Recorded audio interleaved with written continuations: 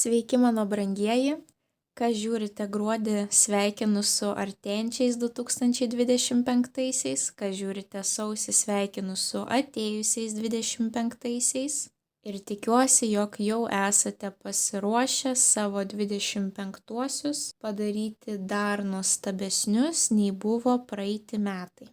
Taip pat noriu pradžiuginti su pasibaigusiu retrogradiniu Merkurijumi. Sausio mėnesį nebejausite nei retro Merkurijaus, nei jo retro šešėlinio poveikio, viskas eina pirmyn. Tai reiškia keletą mėnesių iki kito retrogradinio Merkurijaus yra puikus laikas naujoms pradžioms. Eiti į naują darbą, imtis naujų projektų, atsidaryti savo verslus, įsigyti brangius pirkinius, persikraustyti į kitą vietą, į kitą šalį, aplikuoti į studijas. Žodžiu, viskas, kas jums atrodo svarbu ir kas susijęs su naujomis pradžiomis, visko galite imtis. Kai žiūrite mane pirmą kartą, noriu informuoti, kad mano prognozes reikia žiūrėti pagal savo 3 pozicijas, tai yra Saulės ženklą, ascendento ženklą ir Mėnulio ženklą.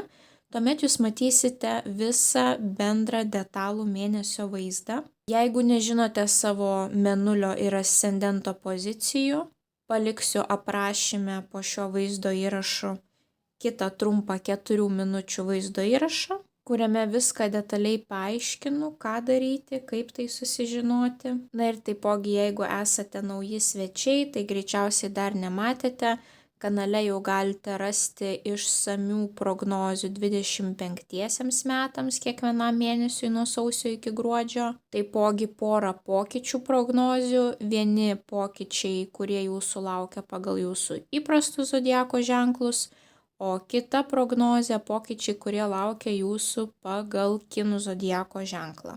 Tai prognozių 25 metams jau yra ganėtinai daug. Kada tik turite laiko ir noro, galite klausyti. Na ir jeigu norite pamatyti kanale dar daugiau vaizdo įrašų, tai man reikalingas jūsų aktyvumas, kuo daugiau paspausta patinka mygtukų, kuo daugiau parašyta komentarų, kuo daugiau pasidalinta su žmonėmis, kuriems tai būtų aktualu, kuo daugiau žmonių, kurie užsiprenumeravo šį kanalą. Tuo sparčiau kanalas augs ir tuo daugiau prognozių atsiras šiame kanale. Na ir kas nežiūrėjote gruodžio mėnesio prognozės, tai noriu dar kartą informuoti, kad nuo šiol mano vaizdo įrašai turi 4 užsienio kalbų subtitrus. Tai yra anglų, ukrainiečių, rusų ir hindi. Taip kad tie, kas turite užsieniečių savo artimųjų rate, nuo šiol galėsite prognozes aptarti ir su jais. Na, o dabar galėsime pereiti prie tarologinės prognozės. Šauliai. Pagrindinis įvykis šauliams 25 metų sausio mėnesio 1 savaitę.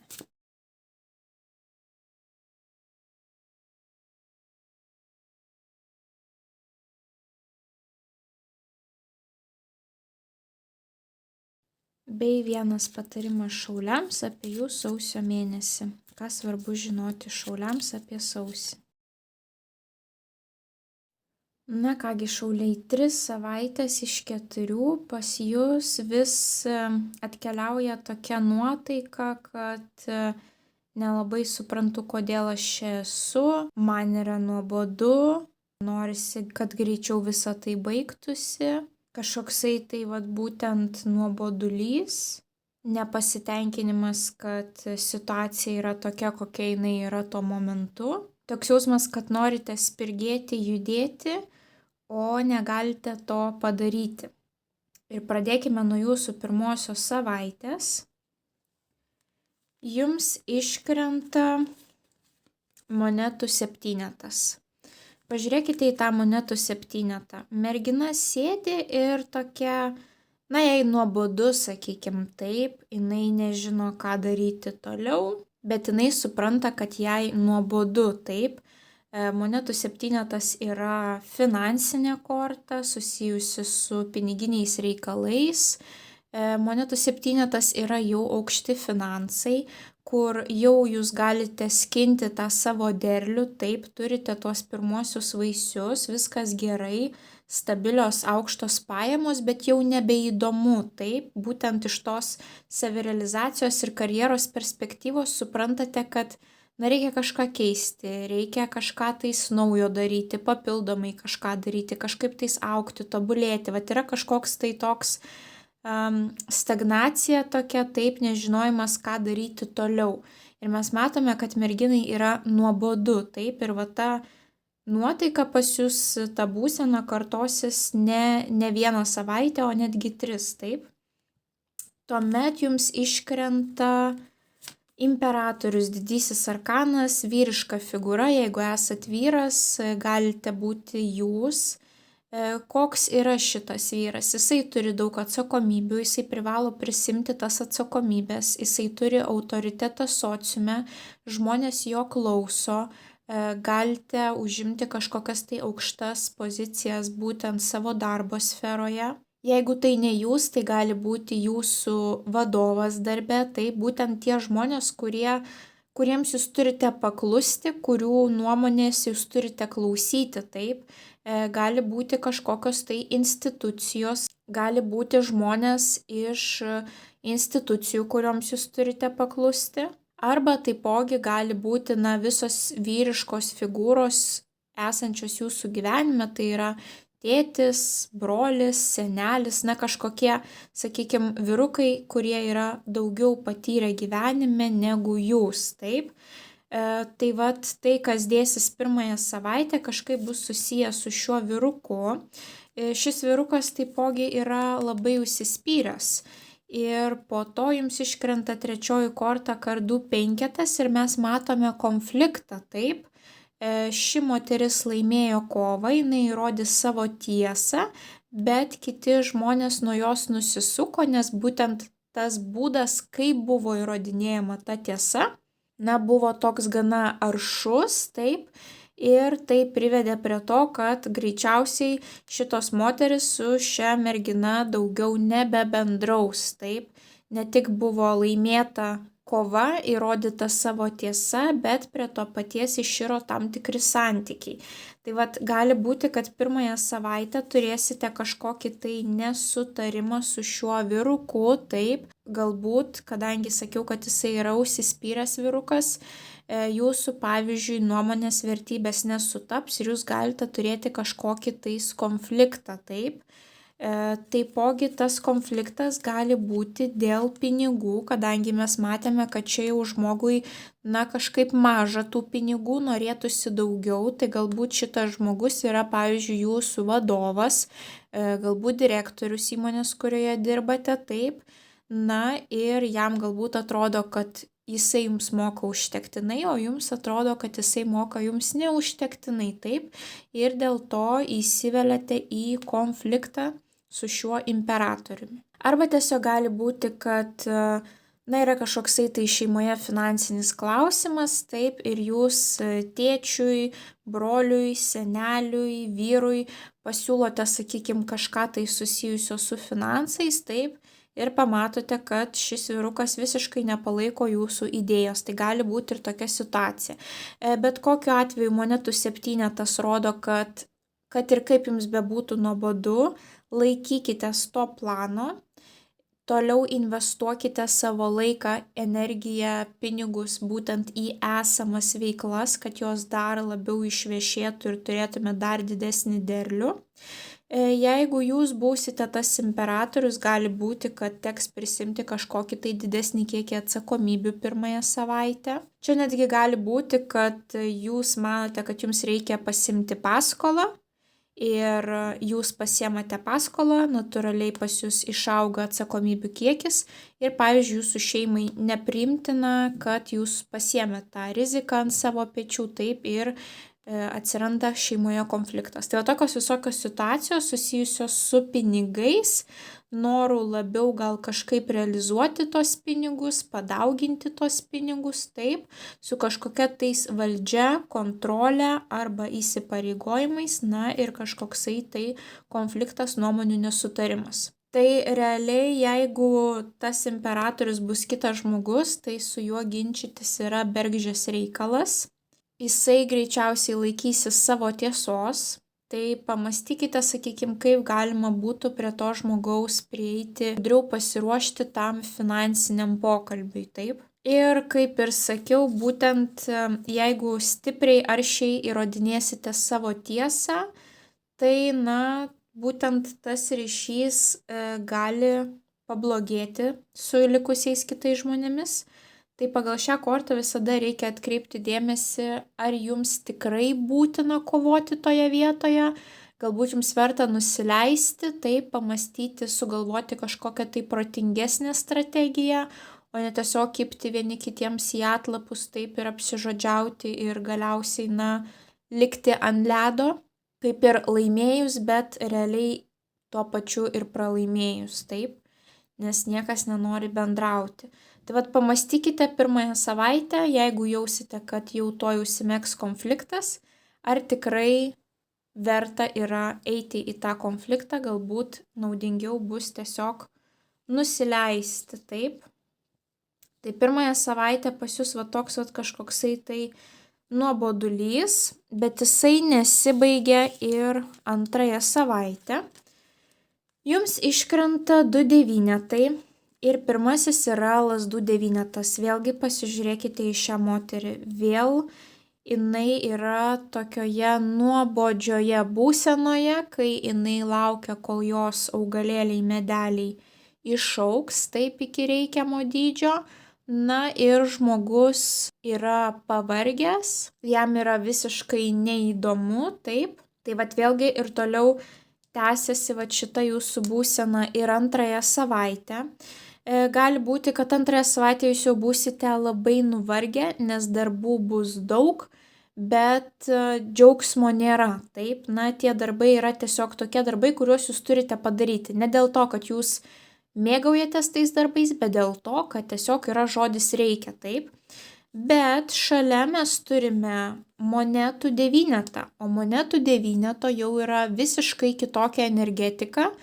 Tai yra puikus rezultatas, finansinis rezultatas, tai gali būti puikios karjeros galimybės, klestintis verslas, jeigu turite savo nuosavą verslą, didelės pajamos, sustiprėjęs finansinis fundamentas arba net laiko skirimas būtent savo išvaizdai, investavimas į savo išvaizdą, taip. Tai kad ir ką jūs pradėsite antrąją savaitę, kas jums bus nuobodu, bet rezultatas bus to vertas, taip kad nepasiduokite. Ir šita lazda yra ta jūsų atrama, kuri padės įveikti tą savaitę, taip, tai gali būti ar tai kažkokie tais mylimi, artimi žmonės, kurie padės morališkai, arba tai bus jūsų praeities išmoktos pamokos ir kompetencijos, kurios padės ištverti tą sunkų etapą. Taipogi lazdų devynetas yra ribos, tiek asmeninės ribos, tiek šalių ribos. Galbūt jūs kirsite savo šalies sieną, taip keliausite į kitą valstybę. Galbūt jums reikės būtent nubrėžti kitiems žmonėms savo asmeninės ribas. Panašiai, ką situaciją turėjote pirmąją savaitę, taip, kažkokie tai išsigryninimai vertybių, taip, kažkokie pykčiai, tai kažkas panašaus gali būti ir antrąją savaitę, kad būtent su savo ta lazda jums reikės kitam žmogui nubrėžti ribas, kad čia jau tu negali eiti, čia jau tu negali nieko komentuoti, jau tai yra, ne tavo reikalas, kas vyksta mano gyvenime, taip. Tai gali būti ir tokių dalykų, bet panašu, kad greičiausiai turėsite daug darbų ir būsite labai nuvargę, nes tie darbai bus jums nelabai įdomus, bet juos reikės padaryti, bet galutinis rezultatas pas jūs yra monetų devynetas, tai mes matome iškart, kaip keičiasi būsena kortose, taip. Tai galiausiai jūs turėsite tą rezultatą ir būsite tuo rezultatu patenkinti, kad jūs nemetė to darbo, taip, o pabaigėte iki galo. Ir šitoje antros savaitės kelionėje kažkaip tais bus svarbi monetų dama, tai gali būti žemės ženklo moteris, mergelė, jautis, ožiaragis, gali būti jūsų mama, žmona, sesė, draugė, bet kas moteriškos lyties, arba tai gali būti būtent tokios profesijos specialistė. Tai viskas, kas susijęs su finansais, bankininkė, finansų analitikė, apskaitininkė, buhalterė, gali būti įmonės vadovė, taip, moteris, kuri turi jau stiprų finansinį pagrindą po kojom. Tai ar jinai jums morališkai padės, būtent šitoje kelionėje bus tas jūsų ramstis, kuris pasakys, kad nepasiduokit, eik iki galo, taip. Ar jums tiesiog namuose kažkaip jinai padės, pasirūpins jumis, ar jinai bus būtent jūsų vadovė, kuri jūsų užbaigto sunkaus darbo būtent jūs ir apdovanos, taip. Gausite, pavyzdžiui, kažkokią tai premiją, didesnį atlyginimą, arba jinai bus, pavyzdžiui, asmeninių finansų konsultantė, taip, ir jūs nueisite pas ją ir sužinosite, kad, sakykime, reikia pakentėti, reikia pataupyti ir po to jūs turėsite tokį gražų rezultatą, taip. Tai antroji savaitė vėlgi toks nuobodulys, kad reikia kažką padaryti ir tuomet finansinis kažkoksai tai rezultatas, taip. Mes turėjome ir pirmąją savaitę kažkokius tai finansinius klausimus ir tą nuobodulį, mes turime antrąją savaitę finansinius klausimus ir tokį išsekimą, taip. Trečioji savaitė pas jūs visiškai kitokioje energetikoje, greičiausiai jinai jums bus pati linksmiausia, jums iškrenta kardų tūzas, tai gali būti kažkoksai tai malonus pasišnekėjimas su kažkuo, kilusi idėja, skambutis, laiškas, kažkokia tai komunikacija, taip. Ir ta komunikacija nuves jūs į lazdų šešetą, kaip matome, tai yra nugalėtojo korta. Jūs galite būti pastebėti trečiąją savaitę, apie jūs daugiau kalbės, galbūt pagirs jūsų darbo rezultatą. Būtent, sakykime, jeigu čia susijęs su darbo antroji savaitė, taip, ir kaip jūs pavargsite, gausite tą rezultatą, galiausiai pasieksite to, ko norite.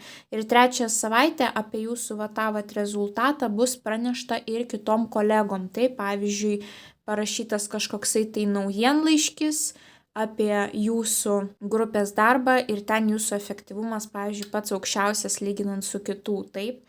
Tai arba kažkas tai komplimentą pasakys, pagirs būtent kas susijęs su tuo kardu ir nugalėtojo korta. Arba tiesiog, sakau, ateisite į tokią grupę žmonių, kurių galbūt seniai nematėte, visi kips jums į atlapus, kad papasakok, kaip tau sekasi, ką tu dabar gyvenime darai ir visi jumis žavėsis, taip. Ir prie to paties jums dar iškrenta didysis arkanas kvailys, nulinė korta, švarus popieriaus lapas, švarus gyvenimo etapas. Tai gali būti, kad kažką pradėsite naujo trečiąją savaitę arba rizikuosite spontaniškai kažką imsitės daryti. Gali būti ir kelionė, arba tiesiog buvimas momente čia ir dabar, mėgavimasis tuo momentu. Tai pas jūs visos tokios lengvos kortos, malonios kortos, taip, gali būti, kad trečią savaitę netikėtai susimatysite su kažkokiu tai žmogumi ir tas žmogus sakys, lekiam šiandien vakare, aš suorganizuosiu kažkokį tais susitikimą senų draugų ar kažką tais tokio, taip. Ir jūs pasirašote ekspromtu tą idėją, nukeliaujate ir turite tokį malonų laiką visi kartu, taip. Arba, pavyzdžiui, jūs informuojate savo kolegas, kad, trečioji savaitė yra paskutinė mano savaitė šiame darbe. Ir, pavyzdžiui, kolegos ateina apsikabina, sako, malonu, kad buvai su mumis, ačiū, tavo indėlis darbe tikrai matėsi. Ir jūs jau kaip ir to pačiu trečią savaitę pradėsite kažką tais naujo, taip. Nežinia dar, kur jūs einate, bet jūs jau einate nauja kryptimi, taip, jums dar nežinoma. Tai kažkokie tokie malonūs dalykai pas jūs gali vykti trečiąją sausio savaitę. Ir paskutinioji savaitė Labai panaši į jūsų antrąją savaitę. Kodėl taip sakau? Nes jum vidurinė korta iškrito didysis arkanas imperatorienė, vėlgi kažkokia moteriška figūra. Čia turėjome monetų damą, čia mes turime imperatorienę. Imperatorienė tai yra moteris, kuri dažniausiai atsakinga už namų jaukumą, už rūpestį savo šeima. Jinai turi savo sostą ir įtaką būtent namuose, jos žmonės klauso, moteris gali daug laiko praleisti, sakykime, gamtoje, taip, visiškai pajungusi savo tą stipriąją moteriškąją pusę, taip. Tai šita korta, kai iškrenta, jeigu jūs esate moteris, gali būti, kad jums teks kažko rūpintis paskutinėje savaitėje. Jeigu esate vyrukas, šalia savęs turėsite tokią stiprią moterį, kuri jumis galės pasirūpinti tiek fiziškai, tiek morališkai, taip, jeigu jums bus sunku. O bus sunku, tai tikrai, nes jums vėl iškrenta tas pats lazdų devynetas, kurį mes turėjome čia, tik šiek tiek kitaip pavaizduotas, bet pažiūrėkite, vėl ta pati korta. Vėl vyrukas jau čia netgi ir subintuotas šį kartą, jau matosi, kad gyvenimo mėtytas, kad jau jam yra sunku ir jisai remiasi į tą savo lazdelę taip, kad kažkaip atkentėti tą etapą. Tai toks jausmas, kad kažkam bus sunku ir šalia bus moteris, kuri suteiks tą paramą. Ir dar prie to paties iškrenta kardų valetas, o kardų valetas viskas, kas susijęs su komunikacija ir mažais žingsneliais. Ką tai reiškia? Pradėsite kažkokias tai naujas studijas, pradėsite skaityti kažkokią tais knygą, domėsitės kažkokia tais jums svarbia sritimi, taip daugiau straipsnių, pavyzdžiui, skaitysite.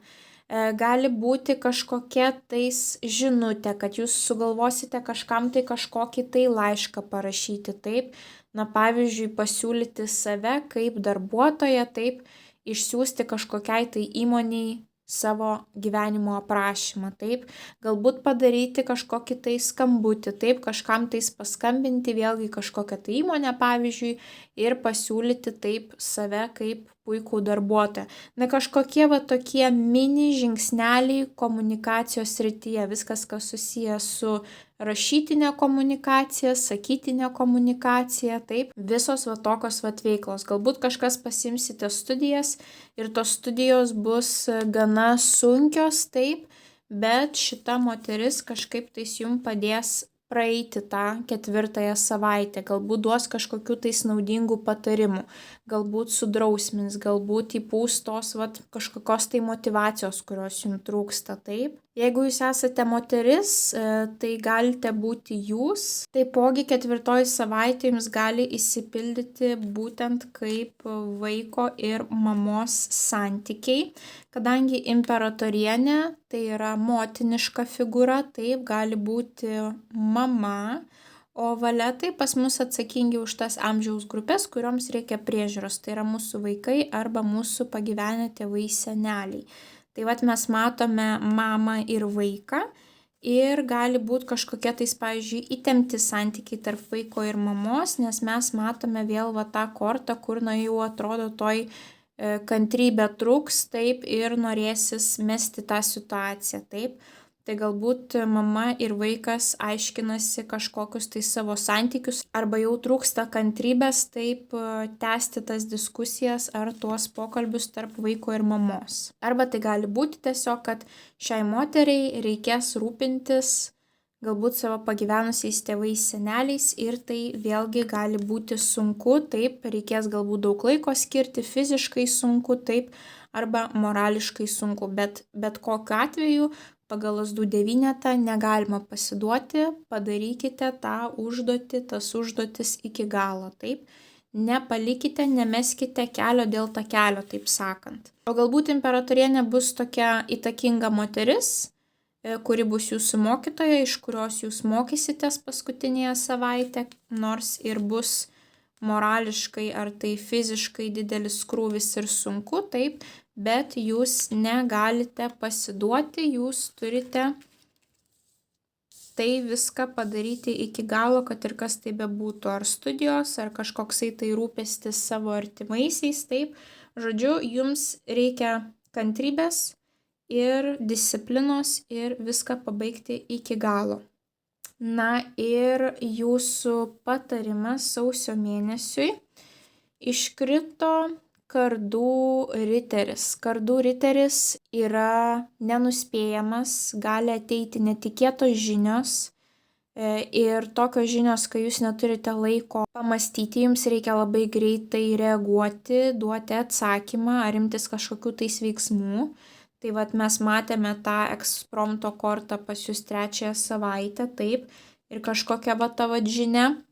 Tai gali būti, kad ateis kažkokia tais netikėta žinia, kurios nesitikėjote ir reikės reaguoti greitai. Taipogi šis riteris yra labai kovingas, vėlgi kas liečia konfliktus, savo tiesos atstovėjimą. Taip, gali būti, kad sausio mėnesį turėsite tokį padidėjusi pyktį ir agresiją, kad jums norėsis visus į vietą pastatyti, visiems nubrėžti ribas, taip, ir jau nebeturėsite kantrybės klausyti kažkokių tais žmonių tam tikrų pokalbių, taip. Taipogi šis riteris gali simbolizuoti padidintą judėjimą, kažkokias tai keliones, arba tiesiog padidintą smalsumą, užsidegimą viskam, kas susijęs su studijom, mokslu, komunikacija, taip. Na tai realiai viena iš tokių kortų, kuri vos neapibrėžia visas kortas, kurias mes matėme jūsų mėnesį, taip. Tai yra kažkoks tai aktyvumas, kelionės, komunikacija, žinios netikėtos, padidintas kovingumas, kad atstovėti savo tiesą, taip, ir nubrėžti ribas. Tai va taip ir gaunasi, kad viena korta apibūdintas jūsų mėnesis. Tai viena svarbiausia žinutė - nepasiduoti, kad ir kaip jums atrodytų sausio mėnesį nuobodu, bet jūs turite pabaigti tas užduotis ir tuomet jau jums nuo pečių viskas nukris, palengvės ir jūs džiaugsitės, kad nemetėte kelio dėl takelio ir turite dabar puikų rezultatą. Ir tame kelyje jums gali padėti tam tikros moteris, taip esančios jūsų gyvenime svarbios moteris. Tai įsiklausykite į jų patarimus, na, o jeigu esate moteris, tai greičiausiai jūs būsite ta svarbi figūra, kuri galės padėti savo vyrukams, ar tai mylimieji, ar tai tėčiai, ar tai broliai, ar tai vaikai, praeiti jiems būtent tas sunkias gyvenimo situacijas. Na ir aišku, pasimėgaukite būtinai savo 3 savaitę, jeigu gausite kažkokį tai pasiūlymą, kažkokį tai kvietimą, būtinai eikite, dalyvaukite ir tikrai pasikrausite tos pozityvios energijos. Tai šauliai, linkiu didžiausios sėkmės sausio mėnesį, o mes susimatysime jūsų kitose prognozėse. Ate, ate.